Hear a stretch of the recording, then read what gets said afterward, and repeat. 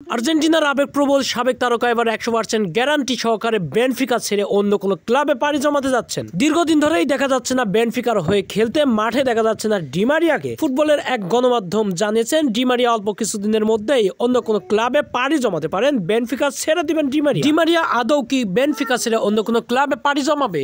কোন ক্লাবে ডিমারিয়া যাচ্ছে, নাকি বেনফিকাতেই থেকে যাবে ডিমারিয়া? ডিমারিয়ার এই 100% ক্লাব ছাড়ার গুঞ্জন নিয়ে বিস্তারিত থাকছে শামীম আহমেদের লেখা প্রতিবেদনে। 2021 কোপা আমেরিকা, 2022 বিশ্বকাপ, 2021 কোপা আমেরিকা, 2022 বিশ্বকাপ, 2024 কোপা আমেরিকা সবটাই ছিল স্বপ্নের মতো। লিওনেল মেসি ও ডিমারিয়ার হাত ধরেই দীর্ঘ 28 বছরের শিরোপা খরা কাটিয়েছিল আর্জেন্টিনারা।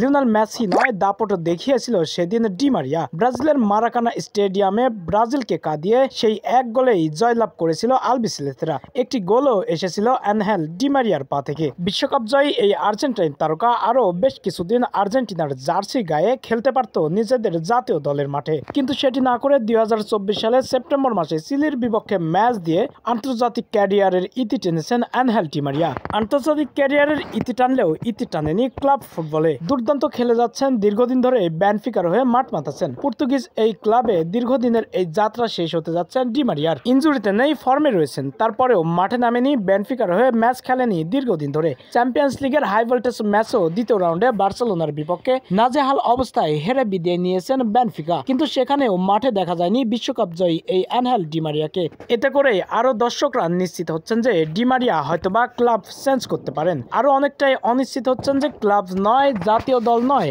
ফুটবল থেকেই অবসর নিতে পারেন অ্যানহেল ডিমারিয়া। কিছুদিন আগে দাপট দেখিয়ে পর্তুগিজ লিগের শিরোপা জিতেছে বেনফিকা। সেখানে অনেকটাই আধিপত্য ও দাপট শক্তিমত্তা ছিল ডিমারিয়ার অবদান ভুলতে পারবে না বেনফিকা। আর্জেন্টাইন দুই তারকা রয়েছেন বেনফিকাতে। অতামেন্ডি ও ডিমারিয়ার দাপটেই সেই শিরোপা হাতে নিয়েছিল বেনফিকারা।